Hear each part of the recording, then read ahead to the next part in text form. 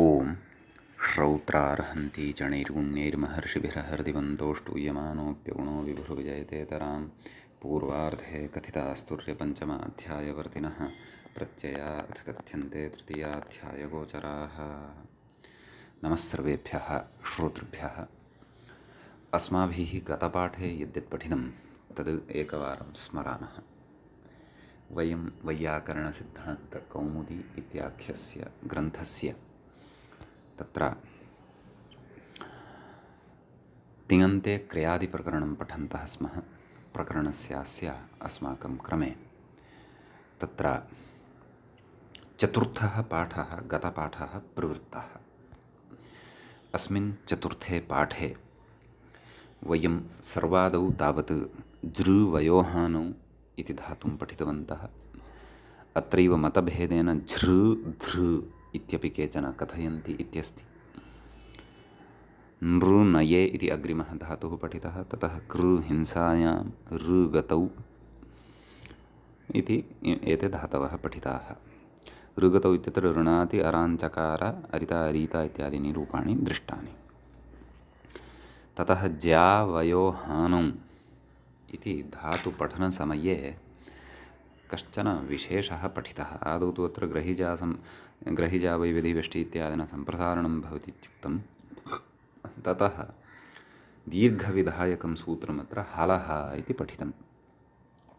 अङ्गावयवाद्धलः परं यत्सम्प्रसारणं तदन्ताङ्गस्य दीर्घः स्यात् इति तस्य सूत्रस्य अर्थः अस्माभिः दृष्टः। ततः प्वादिनां ह्रस्वः इत्यनेन पुनः तत्र ह्रस्वः एव कृतः। तर्हि सूत्रस्य अपेक्षा का इति जिज्ञासायां तत्र उदाहरणानि अपि कानिचन व्याख्यायाम् उक्तानि दृष्टानि। ततः अग्रे री गतिरेषणयोः इति धातुः पठितः। तत्र रेषणं नाम वृकशब्दः इति भवति इति तत्र मूले एव उक्तं। तदनन्तरं ली श्लेषणे इति पठितं। तत्र विभाषा लीयतेः इति आत्वविकल्पव्यवस्था अपि व्याख्यात्रा स्मारिता। तदनन्तरं व्लीवर्णे प्लीगतौ एते धातवः पठिताः। अत्र ल्वादयः सम्पन्नाः भवन्ति, प्वादयः अपि सम्पन्नाः भवन्ति इति केषाञ्चन मतम्। ग्रन्थकारस्तु तथा न मनुते, सः तदेव मतभेदं पुरस्कृत्य एव अग्रे गच्छन् अस्ति। अतः व्रीवर्णे भ्रीभये क्षीषहिंसायां भ्री इति भरणार्थे अपि अस्ति। एतेषां त्रयाणां ह्रस्वः भवत्येव, केषाञ्चन मते तु न भवति इति तत्र ह्रस्वविकल्पपूर्वकम् अस्माभिः रूपाणि अत्र दृष्टानि। तदनन्तरं ज्ञा अवबोधने इति धातुः पठितः। अत्र ज्ञाजनोर्जा इति पूर्वं या व्यवस्था पठिता सा व्यवस्था ग्रन्थकारेण स्मारिता। ततः दीर्घनिर्देशसामर्थ्यात् ह्रस्वः न भवति इति तत्र उक्तम्। तदनन्तरं व्याख्यायां गतपाठस्य अन्ते व्याख्यापङ्क्तयः इत्थमासन्। अङ्गावयवादित्यादिना उदाहरणं तु वीतः शूनः जीनः हलः इति किम् उतः उतवान् अङ्गावयवात् इति किं निरुतं तदन्ताङ्गस्य इति किं विध्यति हिंसायां केषां तत्र विध्यति इति तदनन्तरमुक्तं येषामिति व्रीक्षीषामित्यर्थः। ल्वादयः एव वृत्ताः न तु पवादयः इति मते इति भावः। ज्ञा अवबोधने क्षितिजादेशं स्मारयति ज्ञाजनोर्जेति दीर्घनिर्देशेति प्वादित्वेपि अकारोच्चारणसामर्थ्यान् ह्रस्व इति भावः इति एतावत्पर्यन्तः भागः अस्माभिः गते पाठे पठितः। अयं चतुर्थः पाठः क्रियादिप्रकरणस्य सम्पन्नः। अधुना तावत् अस्माकं क्रमे पञ्चमः पाठः क्रियादिप्रकरणस्यास्य आरब्धो भवति। अधुना अत्र धातुः पठनीयः अस्ति बन्धबन्धने इति। व्याख्याता कथयति अनिट् नोपधः इति। अयम् अनिट् वर्तते, पुनः नकारोपधश्च वर्तते, नाम बन्ध धकारान्तः वस्तुतः अयं धातुः इति भावः। तत्र लटः एकं रूपं कथयति, व्याख्याता इङ्गितं करोति, बध्नाति इति। मूले बध्नाति इति लटः रूपम् उक्तं वर्तते। तस्य अन्यानि अपि रूपाणि कथयामः लट्लकारस्य। बध्नाति बध्नीतः बध्नन्ति, बध्नासि बध्नीथः बध्नीथ, बध्नामि बध्नीवः बध्नीमः। लिटि प्रथमपुरुषे बबन्ध बबन्धत्तुः बबन्धुः इति इमानि रूपाणि भवन्ति। मध्यमपुरुषे विशेषं कथयति व्याख्याता भारद्वाज नियमात् थलि वेट् इति मत्वाः बबन्धिथ बबद्ध इति। एवं खलु कथयति। अकित्वान् नरोपो न। अनिट् पक्षे तु झषस्थोर्दोधः इति थस्य धः। एवं खलु, अतः बबन्ध इति भवति। बबन्धिथ बबन्ध बबन्धत्थुः बबन्ध, बबन्ध बबन्धिव बबन्धिम। लुटि बन्धा बन्धारो इति रूपद्वयं मूले दृश्यते। कथयति तासि झषस्ततोर्दोधः इति तकारस्य धकारः। अतः बन्धा बन्धारो बन्धारः, बन्धासि बन्धास्थः बन्धास्थ, बन्धास्मि बन्धास्वः बन्धास्मः। सकर्मकः अयं धातुः भवति। अतः अहं श्वः बन्धा इति एवं प्रयोगः कर्तुं शक्यते। बन्धास्मि, सः बन्धः। लृटः प्रयोगः दृश्यते भंस्यति मूले। कथयति इकाचः इति बस्य भष् धस्य चर्त्वेन तः। अत्र लेखने दोषः जातः अस्ति। इकाचः न एकाचः इति। एकाचो बशो बश्चषन्तस्य स्थोः इति खलु पठितमस्ति अस्माभिः सूत्रं पूर्वं। तद्वर्तते भष्भावः अस्माभिः शब्दाधिकारे पठितः अस्ति। कथयति धस्य चर्त्वेन तः, अतः भंस्यति, भंस्यति भंस्यतः भंस्यन्ति, भंस्यसि भंस्यथः भंस्यथ, भंस्यामि भंस्यावः भंस्यामः। अहं श्वः गोष्ठे गां भंस्यामि, गोष्ठे गां भंस्यामि। एवं प्रयोगः। लोटि प्रथमपुरुषे बध्नातु बध्नीतां बध्नन्तु। मध्यमपुरुषस्य एकवचने बधान इत्युक्तं। पूर्वं पठिता अस्ति व्यवस्था का। हलश्नः शानज्झौ इति शानज्। एवं खलु। अतः बधान इति भवति लोटि मध्यमपुरुषस्य एकवचने। पक्षे तातनः पक्षे बध्नीतात्। एवं खलु। ततः बध्नीतं बध्नीता, बध्नानि बध्नाव बध्नाम, त्वं गां गोष्ठे बधान। एवं प्रयोगः मध्यमपुरुषे लोटि। ततः अग्रे लङ् भवति। अबध्नात् अबध्नीतम् अबध्नीताम् अबध्नन्, अबध्नाः अबध्नीतम् अबध्नीता, अबध्नाम् अबध्नीव अबध्नीम। विधिलिङ् बध्नीयात् बध्नीयातां बध्नीयुः, बध्नीयाः बध्नीयातं बध्नीयात, बध्नीयां बध्नीयाव बध्नीयाम। आशीर्लिङ्गि बध्यात् बध्यास्तां बध्यासुः, बध्याः बध्यास्तं बध्यास्ता, बध्यासं बध्यास्व बध्यास्म। लुङि अत्रापि भष्भवादिकं भवति। अभान्सीत् इति मूले एकं दत्तम् अस्ति। व्याख्याता कथयति हलन्तलक्षणा वृद्धिः भष्भवः इति। अतः अभान्सीत् इति भवति। द्विवचने कथयति, व्याख्याता कथयति अबान्धम् इत्यत्र सकारपरकत्वात् भष्भावमाशङ्क्याः पूर्वत्रेति मूले पठनीयम्। पूर्वत्रासिद्धम् इति भष्भावात् पूर्वं झलो झलिति सिज्लोपः एवं खलु। अतः अभान्धाम् इति भवति। अग्रे पक्षम् उपस्थापयति, अवतरणिकाम् उपस्थापयति व्याख्याता।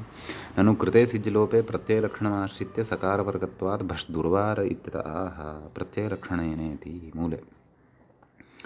प्रत्ययलक्षणं प्रति सिज्लोपस्य असिद्धत्वात् अबान्धाम् अभान्सुः अबान्धां कथयति अत्र व्याख्याता। झषस्ततोर्धोधः इति तस्य धः अभान्सुः इति बहुवचने रूपं भवति। मध्यमपुरुषे अभान्सीः अबान्धम् अबान्ध अभान्सम् अभान्स्व अभान्स्म लृङि अभंस्यत् अभंस्यताम् अभंस्यन् अभंस्यः अभंस्यतम् अभंस्यत अभंस्यम् अभंस्याव अभंस्याम इति इमानि रूपाणि भवन्ति। ततः अग्रिमः धातुः अधुना द्रष्टव्यः वृङ् सम्भक्तौ इत्यस्ति। अस्य मूले लटि वृणीते इति रूपं दृश्यते। कुतः? यतो हि ङित् अस्ति, अनुदात्तं ङित आत्मनेपदं तावदेव। अतः वृणीते वृणाते वृणते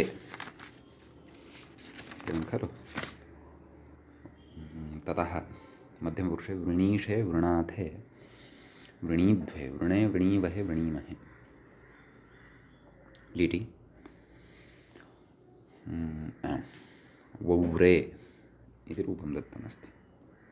वव्रे वव्राते वव्रिरे वव्रिषे वव्राथे वव्रुध्वे वव्रे वव्रिवहे वव्रिमहे वव्रिषे वव्रुध्वे इति कानिचन रूपाणि मूले दृश्यन्ते। वरिता वरिता वृतो वा इति स्मर्तव्यम्।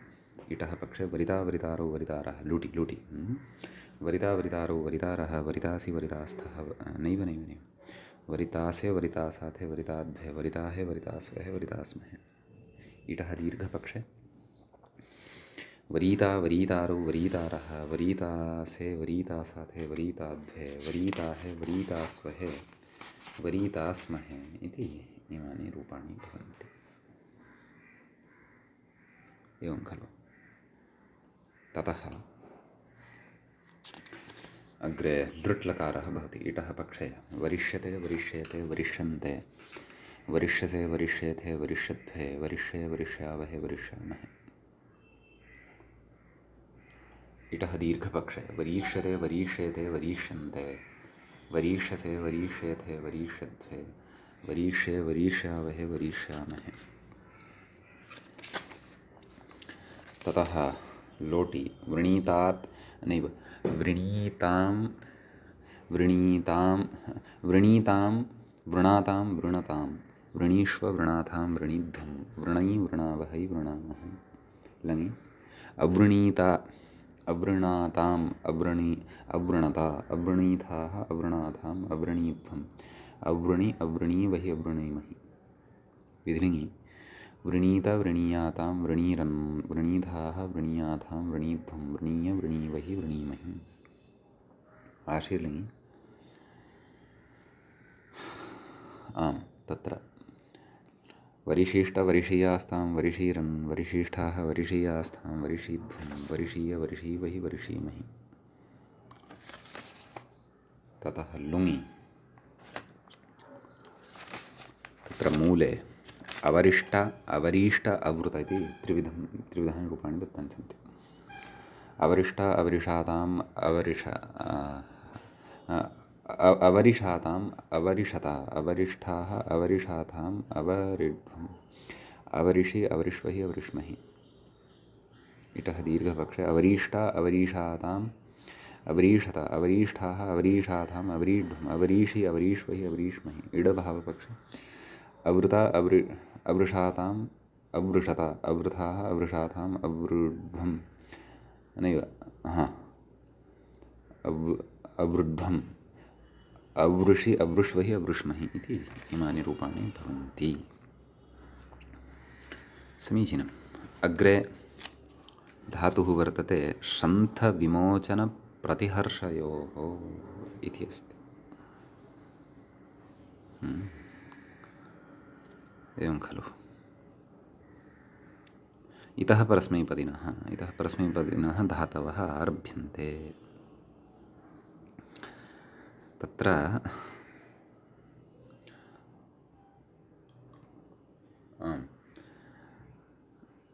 व्याख्याता कथयति ग्रन्थीत्यादिना इति शन्थिग्रन्थिदम्भिसञ्जिनान् लिटः कित्वं वा व्याकरणान्तरेण इत्यर्थः। पूर्वमिदं व्याकरणान्तरम् अस्माभिः श्रुतम् आसीत्। अस्तु, तत्पश्चात् पश्यामः। तु लटिरूपाणि वदामः। शन्थ इति अस्ति खलु, अतः शथ्नाति शथ्नीतः शथ्नन्ति, शथ्नासि शथ्नीथः शथ्नीथ, शथ्नामि शथ्नीवः शथ्नीमः। सम्यक्। आम्, इदानीं पश्यामः। मूले उक्तं सन्धिग्रन्थि इत्यादिना कित्वपक्षे एत्वाभ्यासलोपौ अत्र वक्तव्यौ इति हरदत्तादयः मतभेदेन एतद् भवति। एवं खलु। अतः एत्वाभ्यासलोपाभावे तावत् षष्ठन्थ षष्ठन्थुः षष्ठन्थुः षष्ठन्थितः षष्ठन्थुः षष्ठन्थ षष्ठन्थ षष्ठन्थिव षष्ठन्थिम इति इमानि रूपाणि भवन्ति। एत्वाभ्यासलोपपक्षे षष्ठन्थ शेथतुः शेथुः इति कथयति। एवं खलु।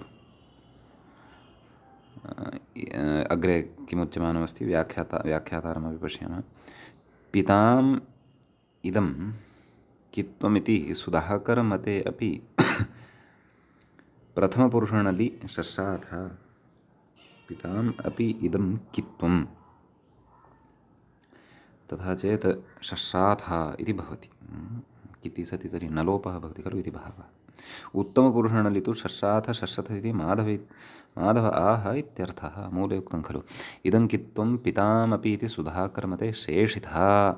तथा चेत् तत्र किति परतः एत्वाभ्यासलोपोऽपि भविष्यतः। अतः शेषितः इति। शेषथुः शेथ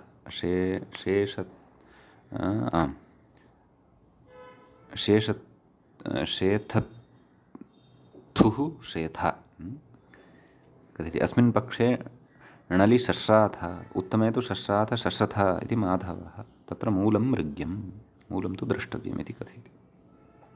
अस्तु, तर्हि शशाथ शेथिव शेथिम इति उत्तमपुरुषे च रूपाणि भवन्ति। एवञ्च मतभेदेन अत्र रूपाणि भवति। व्याख्याता कथयति तत्र मूलमिति कित्वपक्षे एत्वाभ्यासलोपौ इत्यारभ्य माधवः इत्यन्तसन्दर्भे मूलं नास्ति इत्यर्थः। ओहो, तथा वा। संयुक्तहल्मध्यस्थत्वात् एवंविधवार्तिकादर्शनाच्चेति भावः। अस्तु, सम्यक्। तर्हि लिटि विशेषः उक्तः। अधुना अग्रे कः लकारः? लुट् भवति खलु। तत्र शन्थिता शन्थितारौ शन्थितारः शन्थितासि शन्थितास्थः शन्थितास्थ शन्थितास्मि शन्थितास्वः शन्थितास्मः। लुटि शन्थिष्यति शन्थिष्यतः शन्थिष्यन्ति शन्थिष्यसि शन्थिष्यथः शन्थिष्यथ शन्थिष्यामि शन्थिष्यावः शन्थिष्यामः। लोटि शथ्नातु शथ्नीतात् शथ्नीतां शथ्नन्तु। शथान अत्रापि तदेव अस्ति खलु। हलश्नशानद्धो शथान शथ्नीतात् शथ्नीतं शथ्नीत शथ्नानि शथ्नाव शथ्नाम। लङि अशथ्नात् अशथ्नीतम् अशथ्नीताम् अशथ्नम् अशथ्नाः अशथ्नीतम् अशथ्नीत अशथ्नाम् अशथ्नीव अशथ्नीम। विधिलिङि शथ्नीयात् शथ्नीयातां शथ्नीयुः शथ्नीयाः शथ्नीयातं शथ्नीयात शथ्नीयाः शथ्नीयां शथ्नीयाव शथ्नीयाम्। आशीलिङ्गि शथ्यात् शथ्यास्तां शथ्यासुः शथ्याः शथ्यास्तं शथ्यास्ता शथ्यासं शथ्यास्व शथ्यास्म। ततः लुङ् लकारे अर्षन्थीत् अर्षन्थिष्टाम् अर्षन्थिषुः, अर्षन्थीः अर्षन्थिष्टम् अर्षन्थिष्टा, अर्षन्थिषम् अर्षन्थिष्व अर्षन्थिष्म इमानि रूपाणि भवन्ति। लृङि आम् अर्षन्थिष्यत् अर्षन्थिष्यताम् अर्षन्थिष्यन्, अर्षन्थिष्यः अर्षन्थिष्यतम् अर्षन्थिष्यत, अर्षन्थिष्याव अर्षन्थिष्याम अर्षन्थिष्यम् अर्षन्थिष्याव अर्षन्थिष्याम इति इमानि रूपाणि भवन्ति। सम्यक्। अग्रे धातुः वर्तते मन्थविलोडने, विलोडनार्थकः अयं धातुः भवति। तस्य रूपाणि वदामः। मथ्नाति मथ्नीतः मथ्नन्ति, सकर्मकः द्विकर्मकः भवति वस्तुतः धातुः, दुह्याचपचदण्ड इत्यादिषु अपि पठ्यते। मध्यमपुरुषे मथ्नासि मथ्नीथः मथ्नीथः, मथ्नामि मथ्नीवः मथ्नीमः। लिटि ममन्थ ममन्थतुः ममन्थुः, ममन्थिथ ममन्थथुः ममन्थ, ममन्थ ममन्थिव ममन्थि। लुटि मन्थिता मन्थितारो मन्थितारः, मन्थितासि मन्थितास्थः मन्थितास्थ, मन्थितास्मि मन्थितास्वः मन्थितास्मः। लृटि मन्थिष्यति मन्थिष्यतः मन्थिष्यन्ति, मन्थिष्यसि मन्थिष्यथः मन्थिष्यथ, मन्थिष्यामि मन्थिष्यावः मन्थिष्यामः। लोटि मथ्नातु मथ्नीतात् मथ्नीतां मथ्नन्तु, मथान एवं खलु, तदेव ह्लश्शनः शानद्धौ। मथान मथ्नीतात् मथ्नीतं मथ्नीत, मथ्नानि मथ्नाव मथ्नान। लङि अमथ्नात् अमथ्नीताम् अमथ्न्, अमथ्नाः अमथ्नीतम् अमथ्नीत, अमथ्नाम् अमथ्नीव अमथ्नीम। विधिलिङि मथ्नीयात् मथ्नीयातां मथ्नीयुः, मथ्नीयाः मथ्नीयातं मथ्नीयात, मथ्नीयां मथ्नीयाव मथ्नीयाम। आशीर्लिङि मथ्यात् मथ्यास्तां मथ्यासुः, मथ्याः मथ्यास्तं मथ्यास्ता, मथ्यासं मथ्यास्व मथ्यास्म। लुङि अमन्थीत् अमन्थिष्टाम् अमन्थिषुः, अमन्थीः अमन्थिष्टम् अमन्थिष्टा, अमन्थिषम् अमन्थिष्व अमन्थिष्म। लृङि अमन्थिष्यत् अमन्थिष्यताम् अमन्थिष्यन्, अमन्थिष्यः अमन्थिष्यतम् अमन्थिष्यत, अमन्थिष्यम् अमन्थिष्याव अमन्थिष्याम। श्रन्थधातुः पुनः पठ्यमानः वर्तते, परन्तु अर्थभेदः अस्ति। श्रन्थग्रन्थसन्दर्भे इति कथयति। अर्थभेदात् श्रन्थेः पुनः पाठः, रूपं तु उक्तं, नाम रूपाणि तु उक्तानि सन्ति, अर्थभेदकारणात् पुनः अत्र धातुः अयं पठितः वर्तते। अस्माभिरपि अस्य धातोः रूपाणि पूर्वम् उक्तानि सन्ति, अतः कृत्वा पुनः रूपाणि न उच्यन्ते। ग्रन्थधातोः रूपाणि तु कथयामः, सन्दर्भार्थे भवति। तत्र लटि ग्रथ्नाति इति भवति। ग्रथ्नाति ग्रथ्नीतः ग्रथ्नन्ति, ग्रथ्नासि ग्रथ्नीथः ग्रथ्नीथ, ग्रथ्नामि ग्रथ्नीवः ग्रथ्नीमः। लिटि जग्रन्थ जग्रन्थतुः जग्रन्थुः, जग्रन्थिथ जग्रन्थथुः जग्रन्थ, जग्रन्थ जग्रन्थिव जग्रन्थिम। लुटि ग्रन्थिता ग्रन्थितारो ग्रन्थितारः, ग्रन्थितासि ग्रन्थितास्थः ग्रन्थितास्थ, ग्रन्थितास्मि ग्रन्थितास्वः ग्रन्थितास्मः। लोटि ग्रथ्नातु ग्रथ्नीतात् ग्रथ्नीतां ग्रथ्नन्तु, ग्रथान ह्लश्नशानद्धौ, ग्रथ्नीतात् ग्रथ्नीतं ग्रथ्नीत, ग्रथ्नानि ग्रथ्नाव ग्रथ्नाम।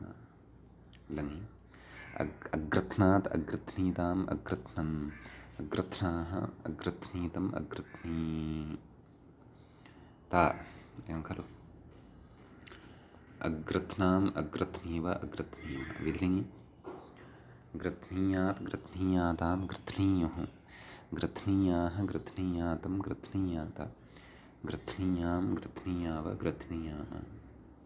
आशीलिङ्गि ग्रथ्यात् ग्रथ्यास्तां ग्रथ्यासुः ग्रथ्याः ग्रथ्यास्तं ग्रथ्यास्ता ग्रथ्यासं ग्रथ्यास्व ग्रथ्यास्म लुङि अग्रन्थीत् अग्रन्थिष्टाम् अग्रन्थिषुः अग्रन्थीः अग्रन्थिष्टम् अग्रन्थिष्टा अग्रन्थिषम् अग्रन्थिष्व अग्रन्थिष्म लृङि अग्रन्थिष्यत् अग्रन्थिष्यताम् अग्रन्थिष्यन् अग्रन्थिष्यः अग्रन्थिष्यतम् अग्रन्थिष्यता अग्रन्थिष्यम् अग्रन्थिष्याव अग्रन्थिष्याम इति इमानि रूपाणि भवन्ति। अग्रे धातुः दृश्यते कुन्थसंश्लेषणे संक्लेशे इत्येके लटः रूपं दत्तं कुथ्नाति इति। कुथ्नाति कुथ्नीतः कुथ्नन्ति कुथ्नासि कुथ्नीथः कुथ्नीथ कुथ्नामि कुथ्नीवः कुथ्नीम। ततः लिटि चुकुन्थ चुकुन्थतुः चुकुन्थुः चुकुन्थिथ चुकुन्थथुः चुकुन्थ चुकुन्थ चुकुन्थिव चुकुन्थिम। लुटि कुंथिता कुंथितारो कुंथितारः कुंथितासि कुंथितास्थः कुंथितास्था कुंथितास्मि कुंथितास्वः कुंथितास्मः। लृटि कुंथिष्यति कुंथिष्यत्तः कुंथिष्यन्ति कुंथिष्यसि कुंथिष्यथः कुंथिष्यथा कुंथिष्यामि कुंथिष्यावः कुंथिष्यामः। लोटि कुथ्नातु कुथ्नीतात् कुथ्नीतां कुथ्नन्तु कुथान कुथ्नीतात् कुथ्नीतं कुथ्नीता कुथ्नानि कुथ्नाव कुथ्नन् लङि अकुथ्नात् अकुथ्नीतम् अकुथ्नन् अकुथ्नाः अकुथ्नीतम् अकुथ्नीता अकुथ्नाः अकुथ्नीतम् अकुथ्नीव निव अकुथ्नाः अकुथ्नीतम् अकुथ्नीता अकुथ्नाम् अकुथ्नीव अकुथ्नीव। विधिलिङि कुथ्नीयात् कुथ्नीयातां कुथ्नीयुः कुथ्नीयाः कुथ्नीयातं कुथ्नीयाता कुथ्नीयाः कुथ्नीयात् कुथ्नीयातं कुथ्नीयाता कुथ्नीयां कुथ्नीयाव कुथ्नीयाव। आशीलिङि कुथ्यात् कुथ्यास्तां कुथ्यासुः कुथ्याः कुथ्यास्तं कुथ्यास्ता कुथ्यासं कुथ्यास्व कुथ्यास्म। लुङि अकुन्थीत् अकुन्थिष्टाम् अकुन्थिषुः अकुन्थीः अकुन्थिष्टम् अकुन्थिष्टा अकुन्थिषम् अकुन्थिष्व अकुन्थिष्म। लृङि अकुन्थिष्यत् अकुन्थिष्यताम् अकुन्थिष्यन् अकुन्थिष्यः अकुन्थिष्यतम् अकुन्थिष्यता अकुन्थिष्यम् अकुन्थिष्याव अकुन्थिष्याम इति अत्र विशेषः। कथयति कुथ इति दुर्गः दुर्गाचार्यः कुथ इति रूपेण अपि एतं धातुं पठति। तथा चेत् चुकोथ इति लिटि भवति रूपम् इति भावः। एवं खलु। अन्यानि रूपाणि तु प्रायशः पूर्ववदेव सन्ति। आं तत्र तत्र नकारश्रवणं न भविष्यति तावदेव। तत्र चुकोथ इति लिटि कोथिता अन्यथा कुन्थिता इति साधितं खलु इति लुटि कुन्थिष्यति इति आसीत् कोथिष्यति इति भविष्यति। लुङि अपि अकोथीत् इति भविष्यति लृङि च अकोथिष्यत् इति भविष्यति इति विशेषः अत्र वर्तते तावदेव। अग्रिमं धातुं पश्यामः। मृदक्षोदे इत्यस्ति। मृद्नाति मृदान इति रूपद्वयं दत्तमस्ति। क्षोदः नाम कः? पेषणमिव अथवा मर्दनमिव तदुच्यते। अस्तु लटि मृद्नाति मृद्नीतः मृद्नन्ति मृद्नासि मृद्नीथः मृद्नीथा मृद्नामि मृद्नीवः मृद्नीमः। लिटि ममर्दममृदतुः ममृदुः ममर्दिथ ममृदथुः ममृद ममर्द ममृदिव ममृदिम। लुटि मर्दिता मर्दितारो मर्दितारः मर्दितासि मर्दितास्थः मर्दितास्था मर्दितास्मि मर्दितास्वः मर्दितास्मः। लृटि मर्दिष्यति मर्दिष्यतः मर्दिष्यन्ति मर्दिष्यसि मर्दिष्यत्थः मर्दिष्यथ मर्दिष्यामि मर्दिष्यावः मर्दिष्यामः। लोटि मृद्नातु मृद्नीतात् मृद्नीतां मृद्नन्तु मृदान मृद्नीतात् मृद्नीतं मृद्नीता मृद्नानि मृद्नाव मृद्नाम। लङि अमृद्नात् अमृद्नीताम् अमृद्नन्, अमृद्नाः अमृद्नीतम् अमृद्नीत, अमृद्नाम् अमृद्नीव अमृद्नीम। विधिः मृद्नीयात् मृद्नीयातां मृद्नीयुः, मृद्नीयाः मृद्नीयातं मृद्नीयात, मृद्नीयां मृद्नीयाव मृद्नीयाम। आशीलिङ्गि मृद्यात् मृद्यास्तां मृद्यासुः, मृद्याः मृद्यास्तं मृद्यास्ता, मृद्यासं मृद्यास्व मृद्यास्म। लुङि अमर्दीत् अमर्दिष्टाम् अमर्दिषुः, अमर्दीः अमर्दिष्टम् अमर्दिष्टा, अमर्दिषम् अमर्दिष्व अमर्दिष्म। लृङि अमर्दिष्यत् अमर्दिष्यताम् अमर्दिष्यन्, अमर्दिष्यः अमर्दिष्यतम् अमर्दिष्यत, अमर्दिष्यम् अमर्दिष्याव अमर्दिष्याम।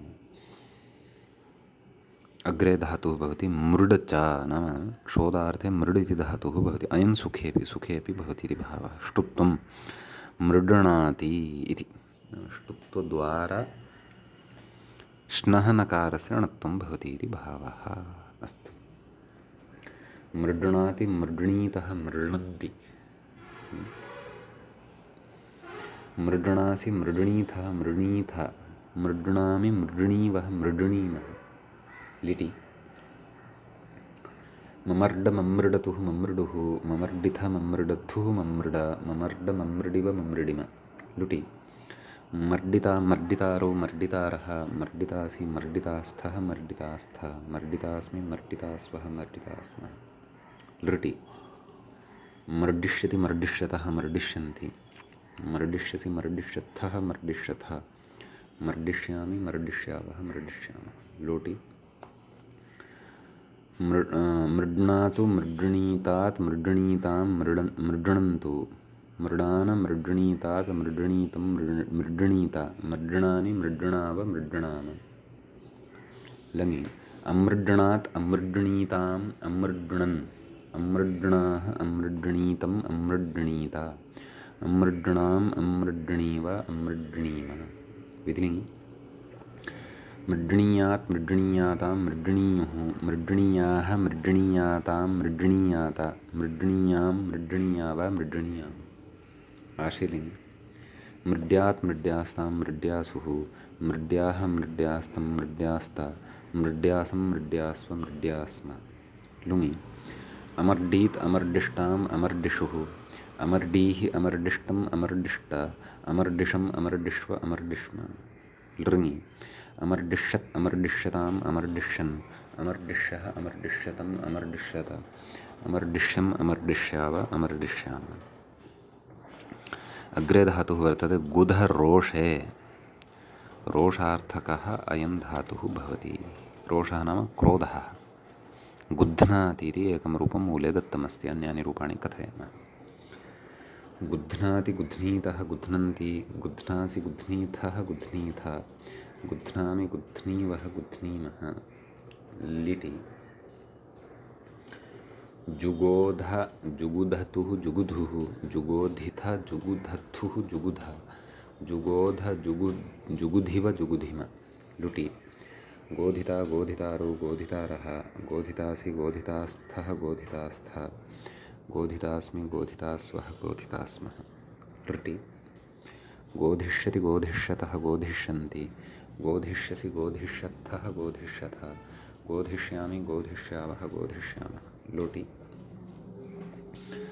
गुध्नातु गुध्नीतात् गुध्नीतां गुध्नन्तु, गुधान गुध्नीतात् गुध्नीतं गुध्नीत, गुध्नानि गुध्नाव गुध्नाम।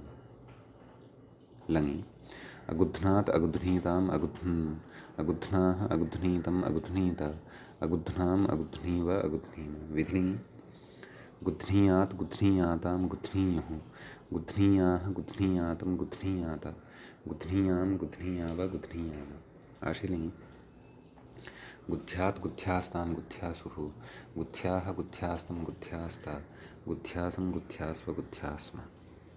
लुङि अगोधीत् अगोधिष्टाम् अगोधिषुः, अगोधीः अगोधिष्टम् अगोधिष्ट, अगोधिषम् अगोधिष्व अगोधिष्म। लृङि अगोधिष्यत् अगोधिष्यताम् अगोधिष्यन्, अगोधिष्यः अगोधिष्यतम् अगोधिष्यत, अगोधिष्यम् अगोधिष्याव अगोधिष्याम इति इमानि रूपाणि भवन्ति। अग्रे वर्तते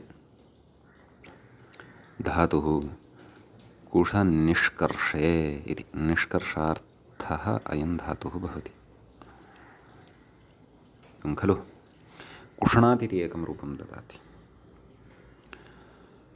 लटि। कुष्णाति कुष्णीतः कुष्णन्ति, कुष्णासि कुष्णीतः कुष्णीतः, कुष्णामि कुष्णीवः कुष्णीमः। अग्रे तत्र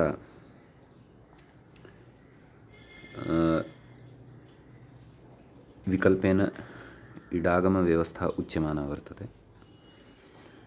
तां व्यवस्थां वयं पश्चादेव द्रक्ष्यामः। आदौ अस्य धातोः रूपाणि सर्वाणि अपि वदामः। लिटि चुकोष चुकुषतुः चुकुषुः, चुकोषिथ चुकुषथुः चुकुषा, चुकोष चुकुषिव चुकुषिम। लुटि कोषिता कोषितारौ कोषितारः, कोषितासि कोषितास्थः कोषितास्था, कोषितास्मि कोषितास्वः कोषितास्मः। लृटि कोशिष्यति कोशिष्यतः कोशिष्यन्ति, कोशिष्यसि कोशिष्यत्थः कोशिष्यथः, कोशिष्यामि कोशिष्यावः कोशिष्यामः। लोटि कुष्णात् कुष्णीतात् कुष्णीतां कुष्णन्तु, कुषाण कुष्णीतात् कुष्णीतं कुष्णीता, कुष्णानि कुष्णाव कुष्णामः। लङि अकुष्णात् अकुष्णीताम् अकुष्णन्, अकुष्णाः अकुष्णीतम् अकुष्णीत, अकुष्णाम् अकुष्णीव अकुष्णीम। विधिलिङि कुष्णीयात् कुष्णीयातां कुष्णीयुः, कुष्णीयाः कुष्णीयातं कुष्णीयात, कुष्णीयां कुष्णीयाव कुष्णीयाम। विधिलिङि नैव। आशीर्लिङि कुष्यात् कुष्यास्तां कुष्यासुः, कुष्याः कुष्यास्तं कुष्यास्ता, कुष्यासं कुष्यास्व कुष्यास्म।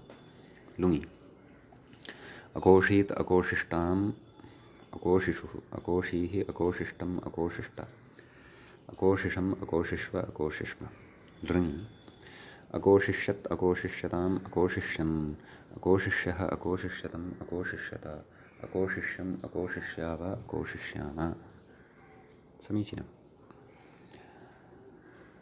अधुना अत्र कः विशेषः उच्यमानः अस्ति तं विशेषं वयम् ईषत् पश्यामः। तत्र कथयति अग्रे ग्रन्थकारः अपि, नाम अग्रे सूत्रं पठ्यते अत्र। निरः कुशः साप्तमिकं सूत्रं वर्तते, विकल्पविधायकं। निरः इति पञ्चम्यन्तं भवति, कुशः इत्यपि पञ्चम्यन्तं भवति। व्याख्याता कथयति आर्धधातुकस्य इडवलादेः इत्यनुवर्तते। स्वरति सूति सूयति धूयोदितो वा इत्यतः वेति च तदाह निरः परादिति सूत्रार्थः द्रष्टव्यः। निरः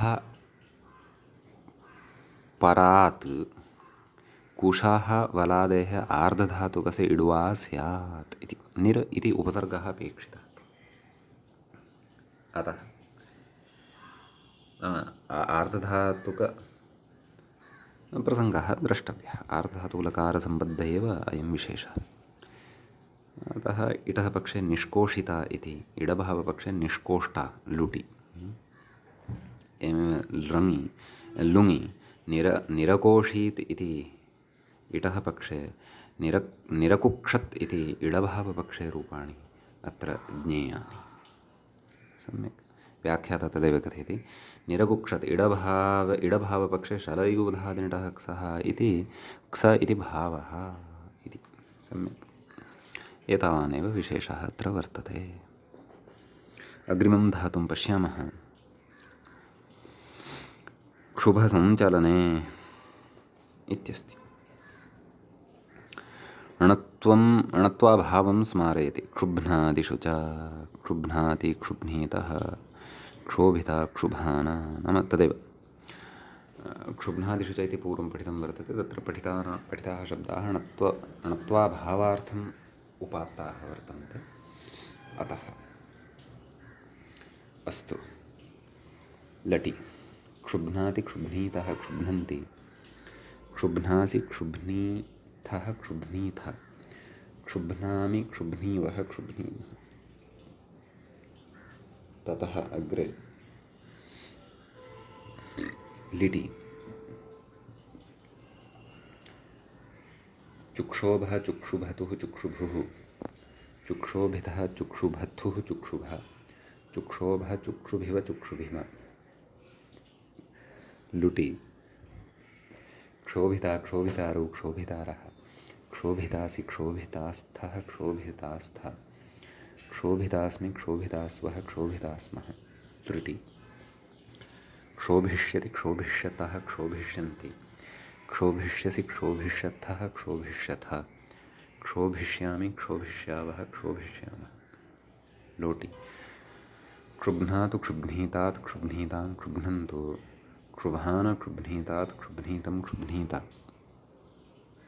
एवं खलु क्षुब्ध्नानि क्षुब्ध्नाव क्षुब्ध्नाम न त्वं कुत्रापि न क्षुब्ध्नादिषु च इति पाठः इति सूत्रद्वारा लङि अक्षुब्ध्नात् अक्षुब्धीताम् अक्षुब्ध्नन् अक्षुब्ध्नाः अक्षुब्धीतम् अक्षुब्धीता अक्षुब्ध्नाम् अक्षुब्धीव अक्षुब्धीम विधिनि क्षुब्धीयात् क्षुब्धीयातां क्षुब्धीयुः क्षुब्धीयाः क्षुब्धीयातं क्षुब्धीयाता क्षुब्धीयां क्षुब्धीयाव क्षुब्धीयाम आशीलिङ्गि क्षुभ्यात् क्षुभ्यास्तां क्षुभ्यासुः क्षुभ्याः क्षुभ्यास्तं क्षुभ्यास्ता क्षुभ्यासं क्षुभ्यास्व क्षुभ्यास्म लुङि अक्षोभीत अक्षोभिष्टाम् अक्षोभिषुः अक्षोभीः अक्षोभिष्टम् अक्षोभिष्टा अक्षोभिषम् अक्षोभिष्व अक्षोभिष्म लृङि अक्षोभिष्यत् अक्षोभिष्यताम् अक्षोभिष्यन् अक्षोभिष्यत् अक्षोभिष्यः अक्षोभिष्यतम् अक्षोभिष्यत अक्षोभिष्यम् अक्षोभिष्याव अक्षोभिष्याम इति इमानि रूपाणि एतद्धातुसम्बद्धानि भवन्ति। अग्रे धातुः दृश्यते णभ तुभहिंसायां णभ इति धातोः रूपाणि कथयामः। णोनः इति स्मर्तव्यम्। अतः तत्र नभ्नाति इति नभधातोः लट्टि रूपं दत्तम् अस्ति। तुभः इत्यस्य च तुभ्नाति भवतु। आदौ नभेः रूपाणि वदामः। नभ्नाति नभ्नीतः नभ्नन्ति नभ्नासि नभ्नीथः नभ्नीथा नभ्नामि नभ्नीवः नभ्नी लिटि एत्वाभ्यासलोपौ स्मर्तव्यौ। ननाभ नेभतुः नेभुः नेभिथ नेभत्थुः नेभ ननाभ ननभ नेभिव नेभिम लुटि नभिता नभितारो नभितारः नभितासि नभितास्थः नभितास्था नभितास्मि नभितास्वः नभितास्मः लृटि नभिष्यति नभिष्यत्तः नभिष्यन्ति नभिष्यसि नभिष्यत्थः नभिष्यथ नभिष्यामि नभिष्यावः नभिष्यामः लोटि नभ्नातु नभ्नीतात् नभ्नीतां नभ्नन्तु नवहान नभ्नीतात् नभ्नीतं नभ्नीता नभ्नानि नभ्नाव नभ्नाम लङि अनभ्नात् अनभ्नीताम् अनभ्नन् अनभ्नाः अनभ्नीतम् अनभ्नीता अनभ्नाः अनभ्नाम् अनभ्नीव अनभ्नीम विधिनि नभ्नीयात् नभ्नीयातां नभ्नीयुः नभ्नीयाः नभ्नीयातं नभ्नीयाता नभ्नीयां नभ्नीयाव नभ्नीयाम आशीलिङ्गि नभ्यात् नभ्यास्तां नभ्यासुः नभ्याः नभ्यास्तं नभ्यास्ता नभ्यासं नभ्यास्व नभ्यास्म लुङि अनाभीत् अनाभिष्टाम् अनाभिषुः अनाभीः अनाभिष्टम् अनाभिष्टा अनाभिषम् अनाभिष्व अनाभिष्म अतो हलादेर्लघोः नैव अतो हलादेर्लघु एवमेव तर्हि ह्रस्वपक्षे अनभीत अनभिष्टाम् अनभिषुः अनभीः अनभिष्टम् अनभिष्टा अनभिषम् अनभिष्व अनभिष्म लृङि अनभिष्यत् अनभिष्यताम् अनभिष्यन् अनभिष्यः अनभिष्यतम् अनभिष्यत अनभिष्यम् अनभिष्याव अनभिष्याम इति इमानि रूपाणि भवन्ति। अग्रे धातुः वर्तते तुभ तस्य लटः रूपमेकं दत्तमस्ति तुभ्नाति तुभ्नाति तुभ्नीतः तुभ्नन्ति तुभ्नासि तुभ्नीथः तुभ्नीथा तुभ्नामि तुभ्नीवः तुभ्नीमः लिटि तुतोभ तुतुभतुः तुतुभुः तुतोभिथ तुतुभथुः तुतुभः तुतोभ तुतुभिव तुतुभिम लुटि तोभिता तोभितारौ तोभितारः तोभितासि तोभितास्थः तोभितास्थ तोभितास्मि तोभितास्वः तोभितास्मः लृटि तोभिष्यति तोभिष्यतः तोभिष्यन्ति तोभिष्यसि तोभिष्यत्थः तोभिष्यथ तोभिष्यामि तोभिष्यावः तोभिष्यामः लोटि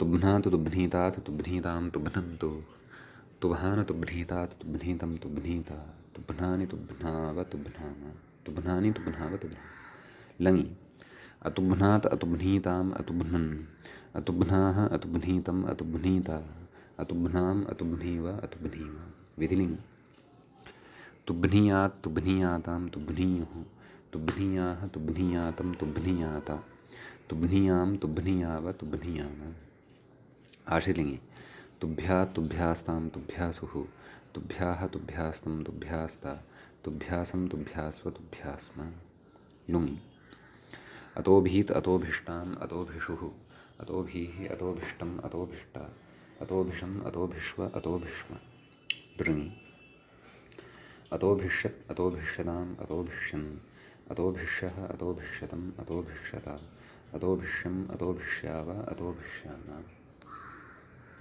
इति इमानि रूपाणि भवन्ति। मूले उच्यमानमस्ति अग्रे नभते तोभते इति शपि नाम शपि इमानि एतद्रूपद्वयं भवति।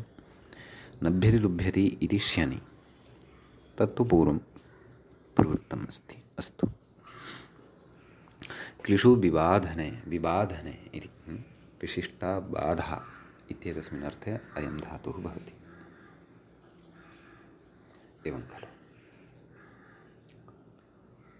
आम् तर्हि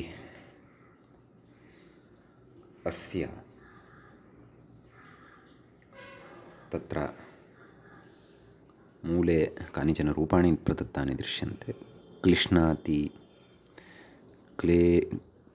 क्लेशित क्लेष्ट क्लेश अक्लेशीत् अक्लिक्षत् इमानि रूपाणि दत्तानि सन्ति। धातुरयं वेट्कत्वं भजते वा इति क्लेशित क्लेष्ट इत्यनेन उच्यमानं वर्तते। अस्तु लटि क्लिश्नाति क्लिश्नीतः क्लिश्नन्ति क्लिश्नासि क्लिश्नीथः क्लिश्नीथः क्लिश्नामि क्लिश्नीवः क्लिश्नीमः लिटि चिक्लेश चिक्लिशतुः चिक्लिशुः चिक्लेशितः चिक्लिशत्थुः चिक्लिशा चिक्लेश चिक्लिशिव चिक्लिशिम लुटि इटः पक्षे क्लेशिता क्लेशितारौ क्लेशितारः क्लेशितासि क्लेशितास्थः क्लेशितास्था क्लेशितास्मि क्लेशितास्वः क्लेशितास्मः इडभावपक्षे क्लेष्टा क्लेष्टारौ क्लेष्टारः क्लेष्टासि क्लेष्टास्थः क्लेष्टास्था क्लेष्टास्मि क्लेष्टास्वः क्लेष्टास्मः लृटि इटः पक्षे क्लेशिष्यति क्लेशिष्यतः क्लेशिष्यन्ति क्लेशिष्यसि क्लेशिष्यत्थः क्लेशिष्यथा क्लेशिष्यामि क्लेशिष्यावः क्लेशिष्यामः तदभावपक्षे क्लेक्ष्यति क्लेक्षतः क्लेक्षन्ति क्लेक्षसि क्लेक्षथः क्लेक्षथा क्लेक्ष्यामि क्लेक्ष्यावः क्लेक्ष्यामः लोटि क्लिश्नातु क्लिश्नीतात् क्लिश्नीतां क्लिश्नन्तु क्लिशान एवं खलु ततः अग्रे लङ्लकारः भवति अक्लिश्नात् अक्लिश्नीताम् अक्लिश्नन् अक्लिश्नाः अक्लिश्नीतम् अक्लिश्नीता अक्लिश्नाम् अक्लिश्नीव अक्लिश्नीम विधिलिङ्गि क्लिश्नीयात् क्लिश्नीयातां क्लिश्नीयुः क्लिश्नीयाः क्लिश्नीयातं क्लिश्नीयाता क्लिश्नीयां क्लिश्नीयाव क्लिश्नीयामः आशीर्लिङ्गि क्लिश्यात् क्लिश्यास्तां क्लिश्यासुः क्लिश्याः क्लिश्यास्तं क्लिश्यास्ता क्लिश्यासं क्लिश्यास्व क्लिश्यास्म लुङि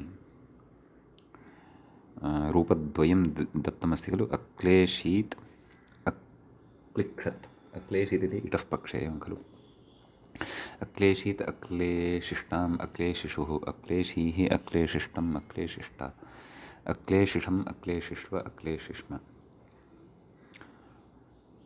तदनन्तरम् अनेव सत्यं सम्यगेव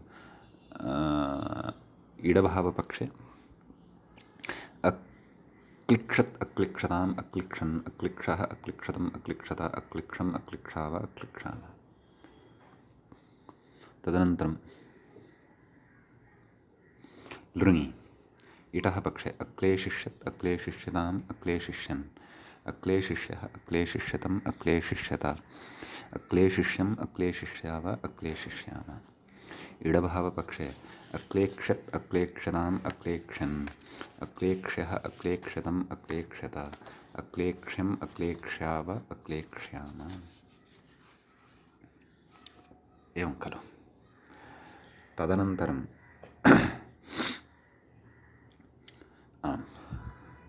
अग्रिमः धातुः द्रष्टव्यः वर्तते आशाभोजने इत्यस्ति सकर्मकः धातुः अश्नाति इति मूले एकं रूपं दत्तमस्ति आशा इत्यपि दत्तमस्ति आश इत्यत्र गतिः द्विहल्त्वाभावान् नुडिति भावः अस्तु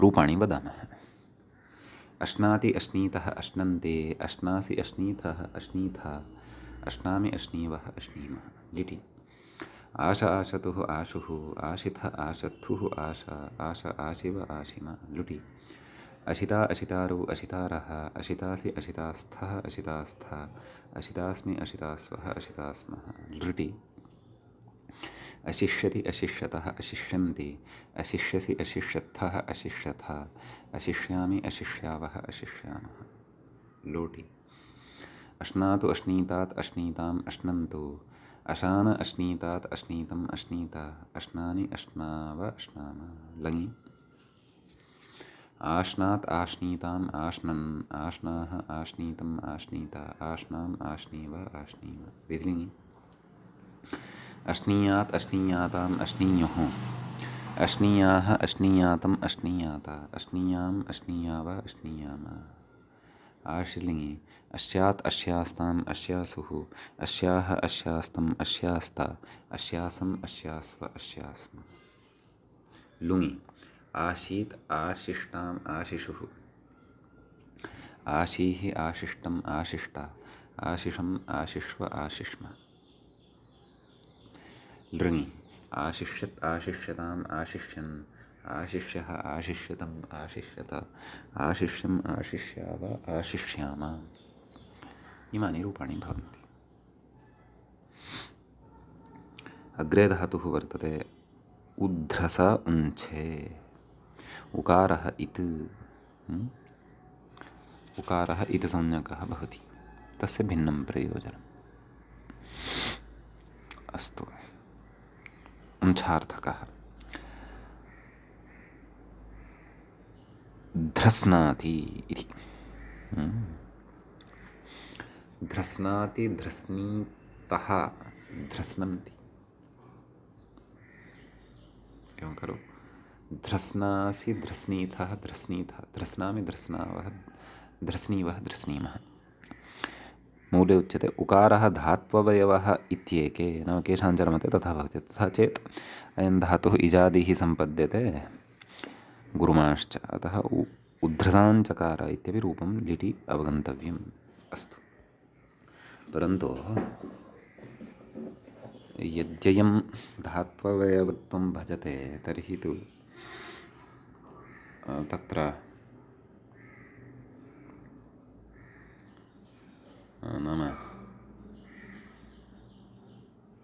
अस्य लिटि अपि रूपद्वयम् अवगन्तव्यम् उध्रस्नाति उध्रस्नीतः उध्रस्नन्ति उध्रस्नाति लटि अपि क्षन्तव्यः उध्रस्नासि उध्रस्नीतः उध्रस्नीतः उध्रस्नामि उध्रस्नीवः उध्रस्नीमः इत्याद्येवम् अस्तु लिटि उकारस्य इतिसंज्ञायां सत्यां दध्रास दध्रसतुः दध्रसुः दध्रसिथ दध्रसत्थुः दध्रस दध्रास दध्रस दध्रसिव दध्रसिम येषां मते उकारः धात्ववयवभूतः वर्तते तेषां मते आमः अनुप्रयोगः आम् प्रत्ययः तस्माच्च कृभ्वस्तीनाम् अनुप्रयोगः अपि द्रष्टव्यः। अतः उध्रसान् चकार उध्रसान् चक्रतुः उध्रसान् चक्रुः उध्रसान् चकर्थ उध्रसान् चक्रथुः उध्रसान् चक्र उध्रसान् चकार उध्रसान् चकर उध्रसान् चक्रुव उध्रसान् चक्रुम। ततः अग्रे भुवः अपि अनुप्रयोगः भविष्यति खलु। उध्रसां बभूव उध्रसां बभूवतुः उध्रसां बभूवः उध्रसां बभूवथुः उध्रसां बभूव उध्रसां नैव मध्यमपुरुषे उध्रसां बभूविथ उध्रसां बभूवथुः उध्रसां बभूव उध्रसां बभूव उध्रसां बभूविव उध्रसां बभूविम। असः अनुप्रयोगे उध्रसामास उध्रसामासतुः उध्रसामासुः उध्रसामासिथ उध्रसामासथुः उध्रसामासा उध्रसामास उध्रसामासिव उध्रसामासिम। एवं खलु। ततः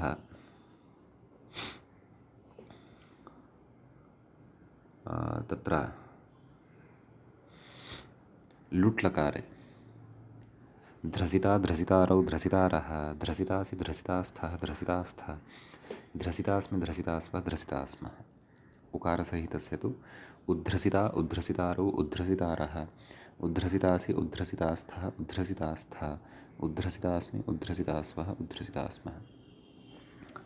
लृटि ध्रसिष्यति ध्रसिष्यतः ध्रसिष्यन्ति ध्रसिष्यसि ध्रसिष्यत्थः ध्रसिष्यथः ध्रसिष्यामि ध्रसिष्यावः ध्रसिष्यामः।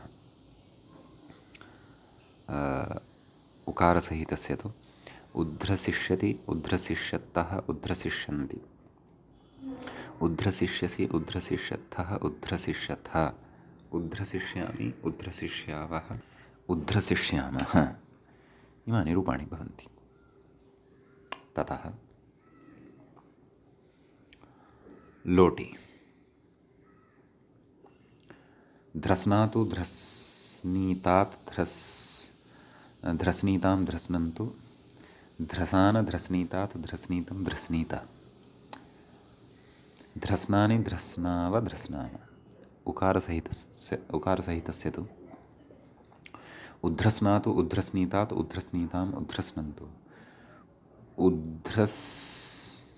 उध्रसान उध्रस्नीतात् उध्रस्नीतम् उध्रस्नीत उध्रस्नानि उध्रस्नाव उध्रस्नाम इति इमानि रूपाणि भवन्ति। ततः लङ्लकारे अध्रस्नात् अध्रस्नीताम् अध्रस्नन् अध्रस्नाः अध्रस्नीतम् अध्रस्नता अध्रस्नीत अध्रस्नाम् अध्रस्नीव अध्रस्नीम। उकारसहितस्य तु आटश्च आडजादीनामिति स्मर्तव्यम्। औध्रस्नात् औध्रस्नीताम् औध्रस्नन् औध्रस्नाः औध्रस्नीतम् औध्रस्नीत औध्रस्नाम् औध्रस्नीव औध्रस्नीम। समीचीनं। ततः विधिलिङ्गि ध्रस्नीयात् ध्रस्नीयातां ध्रस्नीयुः ध्रस्नीयाः ध्रस्नीयातं ध्रस्नीयाता ध्रस्नीयां ध्रस्नीयां ध्रस्नीयाव ध्रस्नीयाम। उकारसहितस्य तु उध्रस्नीयात् उध्रस्नीयाताम् उध्रस्नीयुः उध्रस्नीयाः उध्रस्नीयातम् उध्रस्नीयाता उध्रस्नीयाम् उध्रस्नीयाव उध्रस्नीयाम। आश्लिङ्गि ध्रस्यात् ध्रस्यास्तां ध्रस्यासुः ध्रस्याः ध्रस्यास्तं ध्रस्यास्त ध्रस्यासं ध्रस्यास्व ध्रस्यास्म। उकारसहितस्य तु उध्रस्यात् उध्रस्यास्ताम् उध्रस्यासुः उध्रस्याः उध्रस्यास्तं उध्रस्यास्त उध्रस्यासम् उध्रस्यास्व उध्रस्यास्म। लुङि तत्र अध्रसीत् अध्रासीत् अध्रसिष्टाम् अध्रासिष्टाम् अध्रसिषुः अध्रासिषुः अध्रसीः अध्रासीः अध्रसिष्टम् अध्रासिष्टम् अध्रसिष्ट अध्रासिष्ट अध्रसिषम् अध्रासिषम् अध्रसिष्व अध्रासिष्व अध्रसिष्म अध्रासिष्म इति उकाररहितस्य। औकाररहितस्य तु आडागमः आटश्च इति भविष्यति। आटश्च आडदादिनाम आटश्च। अतः तत्र रूपाणि अपि च अतोहलादेर्लघो इति च स्मृत्वा औध्रासीत् औध्रसीत् औध्रासिष्टाम् औध्रसिष्टम् औध्रसिष्टाम् औध्रासिषु औध्रसिषु औध्रासीः औध्रसीः औध्रासिष्टम् औध्रसिष्टम् औध्रासीः औध्रसीः उत्तमपुरुष औध्रासिषम् सिषम् औध्रासिष्व औध्रसिष्व औध्रासिष्म औध्रसिष्म इति इमानि रूपाणि भवन्ति विधिलिङ्गि अध्रसिष्यत् अध्रसिष्यताम् अध्रसिष्यन् अध्रसिष्यः अध्रसिष्यतम् अध्रसिष्यत अध्रसिष्यम् अध्रसिष्याव अध्रसिष्याम उकारसहितस्य तु औध्रसिष्यत् औध्रसिष्यताम् औध्रसिष्यन् औध्रसिष्यः औध्रसिष्यतम् औध्रसिष्यत औध्रसिष्यम् औध्रसिष्याव औध्रसिष्याम इति इमानि रूपाणि भवन्ति अद्यतनपाठे अलम्ये तावता अग्रिमं धातुमादाय अग्रिमे पाठे पठिष्यामः मङ्गलं कुर्मः श्रौत्रार्हन्ति च निर्गुणैर्महर्षिभिरहृदिवन्तोष्टूयमानोऽप्यगुणो विभुर्विजयतेतरां पूर्वार्धे कथितास्तुर्यपञ्चमाध्यायवर्तिनः प्रत्यया अथ कथ्यन्ते तृतीयाध्यायगोचराः एवञ्च क्रियादिप्रकरणस्यास्य अस्माकं क्रमे पञ्चमः एषः पाठः सम्पन्नतां गतः नमः सर्वेभ्यः श्रोतृभ्यः भवद्भ्यः।